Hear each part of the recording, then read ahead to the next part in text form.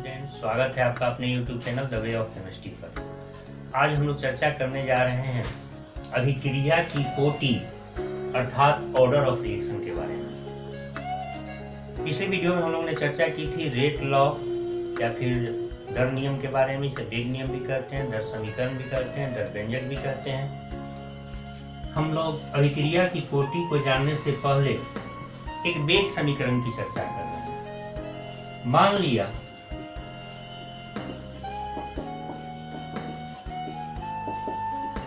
कि एक वेग समीकरण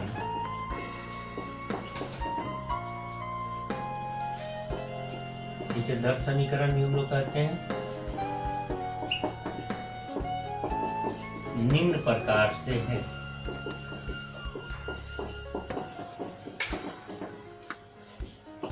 सपोज ए रेट और वेलोसिटी इक्वेशन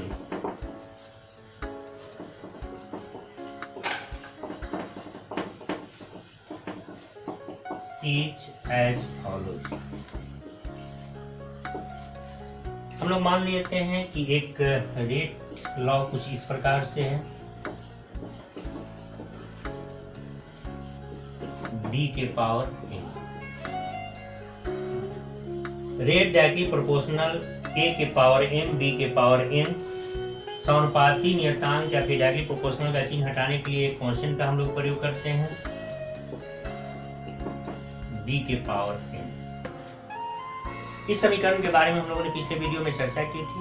डिस्क्रिप्शन बॉक्स में उसका लिंक है, वहां से आप लोग उसे देख सकते हैं। इस समीकरण का नाम है दर समीकरण या वेग समीकरण या वेग व्यंजक, रेट इक्वेशन, रेट एक्सप्रेशन, इन सारे नामों से हम लोग जानते हैं। इस समीकरण में जो रिएक्टेंट के कंसंट्रेशन के पावर के टर्म का योगफल है उसे हम लोग कहते हैं ऑर्डर ऑफ रिएक्शन। अर्थात ऑर्डर ऑफ रिएक्शन जिसे हम लोग अभिक्रिया की कोटि भी कहते हैं,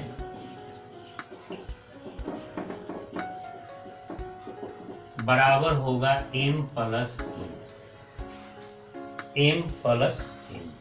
यानी इसकी परिभाषा हम लोग कैसे दे सकते हैं, थोड़ा ध्यान देंगे। किसी संतुलित वेग समीकरण में अभिकारकों के सांद्रण के घात के योगफल को अभिक्रिया की कोटि कहते हैं। फिर से ध्यान देंगे, किसी संतुलित वेग समीकरण में, या वेग समीकरण है, किसी संतुलित वेग समीकरण में अभिकारकों के सांद्रण के घात के योगफल को कोटि कहते हैं। यानी वेग समीकरण में रिएक्टेंट मॉलिक्यूल्स का जो सांद्रण है, सांद्रण को हम लोग बड़ी कोशिश करते हैं, उसका जो भी घात होगा उसके योगफल के यानी उसके जोड़ को हम लोग कहेंगे अभिक्रिया की कोटि। यदि यह रिएक्शन कुछ ऐसा होता,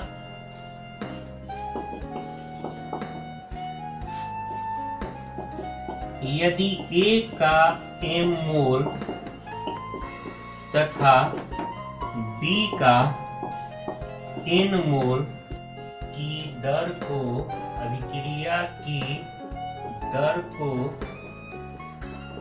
प्रभावित करता हो,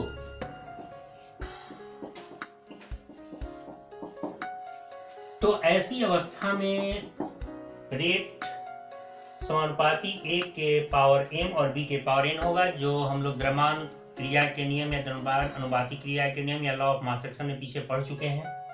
और इसी समीकरण को हम लोग इसको दर समीकरण या वेग समीकरण या फिर रेट इक्वेशन या रेट एक्सप्रेशन कहते हैं। इसमें सांद्रण के घात के योगफल को कहते हैं अभिक्रिया की कोटि। अर्थात in a balanced rate equation the sum of power of concentration terms of reactant molecules are known as order of reaction। अर्थात ऑर्डर ऑफ रिएक्शन या अभिक्रिया की कोटि इस रिएक्शन के लिए होगी m प्लस n। इसे ध्यान देंगे, in a balance rate equation the sum of power of concentration terms of reactant is known as order of reaction. अब इस ऑर्डर ऑफ रिएक्शन के बारे में जो महत्वपूर्ण तथ्य है वह यह कि ऑर्डर ऑफ रिएक्शन का मान शून्य भी हो सकता है, निगेटिव भी हो सकता है और फ्रैक्शनल भी हो सकता है। ध्यान देंगे, शून्य भी हो सकता है, निगेटिव भी हो सकता है और फ्रैक्शनल यानी भिन्नांक भी हो सकता है। ऑर्डर ऑफ रिएक्शन एक प्रायोगिक मान है यानी एक्सपेरिमेंटल वैल्यू है। हम लोग इसे अपने मन से नहीं ज्ञात कर सकते, इसके लिए एक्सपेरिमेंटल डाटा की हमें जरूरत होती है। यानी ऑर्डर ऑफ रिएक्शन जिसे अभिक्रिया की कोटि भी कहते हैं, यह एक प्रायोगिक मान है यानी एक्सपेरिमेंटल वैल्यू है। अब मान लेते हैं कि एक वेग समीकरण हमारा कुछ ऐसा है,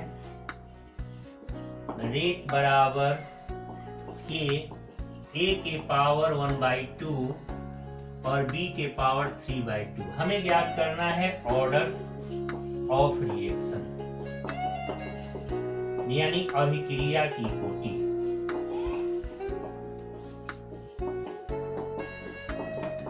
तो इसका मान हमें ज्ञात करने के लिए दोनों के घात को जोड़ना होगा। यहाँ पर a के कंसंट्रेशन का घात यानी पावर 1/2 और b के कंसंट्रेशन का घात यानी पावर 3/2, दोनों को हम लोग जोड़ देंगे तो वैल्यू हमारा आएगा 2।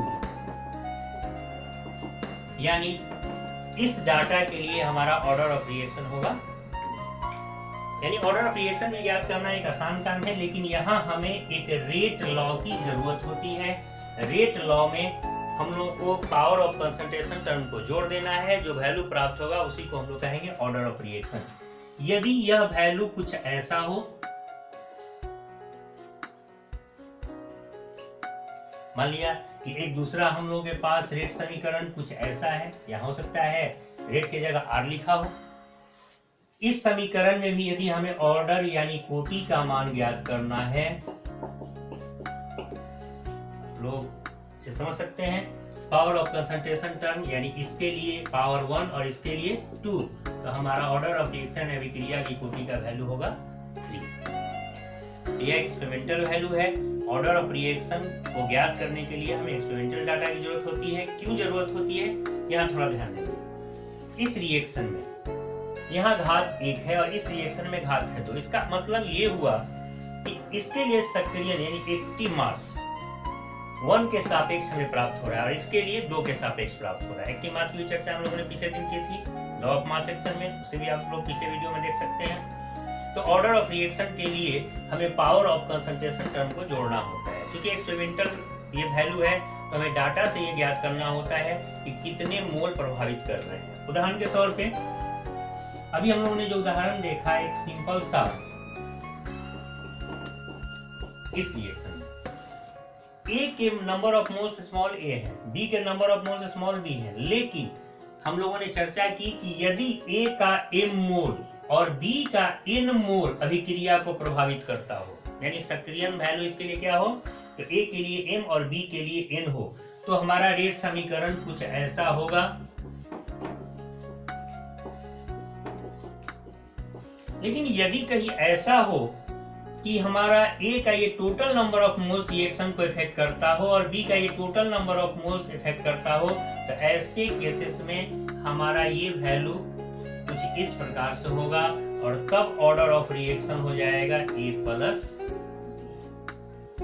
यानी इस आधार पर हम लोग ये कह सकते हैं कि कुछ रिएक्शन के लिए मोलबिलिटी अगर याद हो तो पिछले वीडियो में हमने चर्चा की थी कि किसी बैलेंस केमिकल रिएक्शन में रिएक्टेंट के नंबर ऑफ मोल्स के योगफल को हम लोग कहते हैं मोलबिलिटी ऑफ रिएक्शन। यहाँ पर मोलबिलिटी का वैल्यू और ऑर्डर ऑफ रिएक्शन का वैल्यू बराबर है, लेकिन ये हर रिएक्शन के लिए बराबर हो ऐसा जरूरी नहीं है, क्योंकि मोलबिलिटी थ्योरेटिकल वैल्यू है और ऑर्डर ऑफ रिएक्शन एक प्रैक्टिकल वैल्यू है। हाँ, ये कहीं बराबर हो भी सकते हैं और बराबर नहीं भी हो सकते। ये हम लोग अगले वीडियो में चर्चा करेंगे मोलबिलिटी ऑर्डर के बीच में रिलेशन के बारे में। धन्यवाद।